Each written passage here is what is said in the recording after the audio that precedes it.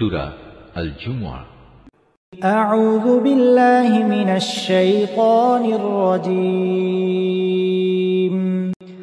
বিসমিল্লাহির রহমানির রহিম। রহমান রহিম আল্লাহ তাআলার নামে। ইউসাব্বিহু লিল্লাহি মা ফিস সামাওয়াতি ওয়া মা ফিল আরদিল মালিকিল কুদ্দুসিল আজিজিল হাকীম। আসমানসমূহ ও জমিনে যা কিছু আছে তা সবই আল্লাহ তাআলার মাহাত্ম্য ঘোষণা করছে। তিনি রাজাধিরাজ, তিনি পূত পবিত্র, তিনি মহাপরাক্রমশালী, তিনি প্রবল প্রজ্ঞাময়।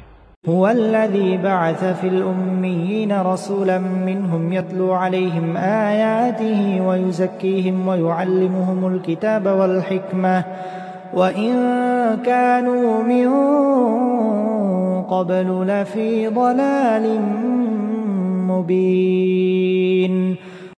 তিনি সেই মহান সত্তা যিনি একটি সাধারণ জনগোষ্ঠীর নিরক্ষর লোকদের মাঝে থেকে তাদেরই একজনকে রসূল করে পাঠিয়েছেন, যে তাদের আল্লাহর আয়াতসমূহ পড়ে শোনাবে, তাদের জীবনকে পবিত্র করবে, তাদের আমার গ্রন্থের কথা ও সে অনুযায়ী দুনিয়ায় চলার কৌশল শিক্ষা দেবে। অথচ এই লোকগুলোই রসূল আসার আগে পর্যন্ত এক সুস্পষ্ট গুমরাহিতে নিমজ্জিত ছিল। وآخرين منهم لما يلحقوا بهم وهو العزيز الحكيم। তাদের মধ্যকার সেসব ব্যক্তিও গুমরাহিতে নিমজ্জিত যারা এখনো এদের সাথে মিলিত হয়নি, আর তিনি মহাপরাক্রমশালী ও পরম কুশলী। ذلك فضل الله يؤتيه من يشاء والله ذو الفضل العظيم।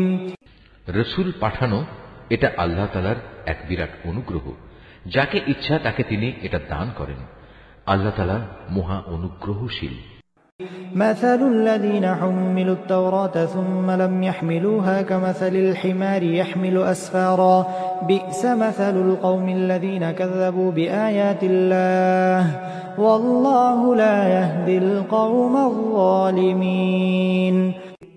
যাদের আল্লাহর কিতাব তাওরাত বহন করার দায়িত্ব দেওয়া হয়েছিল কিন্তু তারা এটা বহন করেনি, তাদের উদাহরণ হচ্ছে সেই গাধার মতো যে কিতাবের বোঝাই শুধু বহন করল, এর কিছুই বুঝতে পারল না। তার চাইতেও নিকৃষ্ট উদাহরণ সে জাতির যারা আল্লাহর আয়াতকে অস্বীকার করল। আল্লাহ তাআলা এ ধরনের জালেম জাতিকে হেদায়েত করেন না। قل يا أيها الذين هادوا إن زعمتم أنكم أولياء لله من دون الناس فتمنوا الموت إن كنتم صادقين। হে রাসূল, তুমি বলো, হে ইহুদিরা, যদি তোমরা মনে করে থাকো অন্য সব লোক বাদে কেবল তোমরাই হচ্ছ আল্লাহর বন্ধু, তাহলে আল্লাহর পুরস্কার পাওয়ার জন্য তোমরা মৃত্যু কামনা করো যদি তোমরা সত্যবাদী হও। ولا يتمنونه أبدا بما قدمت أيديهم والله عليم بالظالمين। কিন্তু সারা জীবন এরা নিজেদের হাত দিয়ে যা করেছে তার পরিণাম চিন্তা করে এরা কখনো মৃত্যু কামনা করবে না। আল্লাহ তাআলা এই জালেমদের কার্যকলাপ সম্পর্কে সম্যক অবগত। قل إن الموت الذي تفرون منه فإنه ملاقيكم ثم تردون إلى عالم الغيب والشهادة فينبئكم بما كنتم تعملون। হে নবী, তুমি এদের বলো যে মৃত্যুর কাছ থেকে তোমরা আজ পালিয়ে বেড়াচ্ছ, একদিন কিন্তু তোমাদের সে মৃত্যুর সামনাসামনি হতেই হবে। তারপর তোমাদের সে মহান আল্লাহর দরবারে হাজির করা হবে, যিনি মানুষের দেখা অদেখা যাবতীয় কিছু সম্পর্কেই জ্ঞান রাখেন। অতঃপর তিনি সেদিন তোমাদের সবাইকে বলে দেবেন তোমরা দুনিয়ার জীবনে কি করে এসেছো।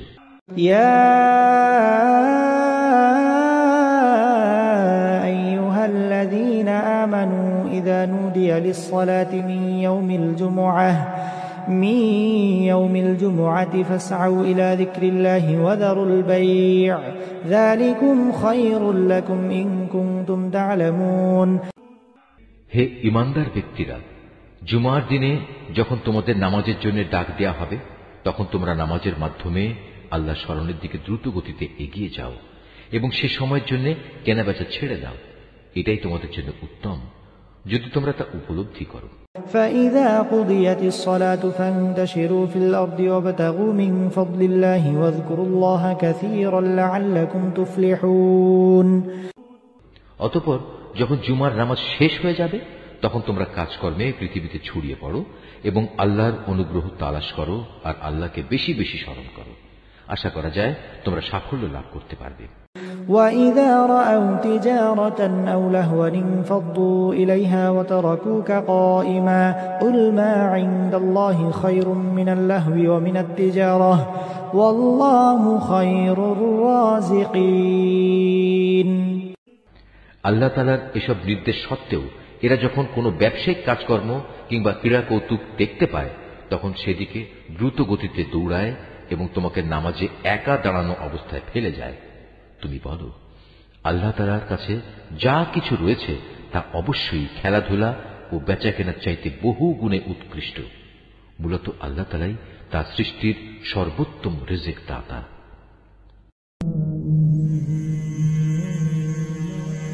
يا نفس إن لم تظفري لا تجزعي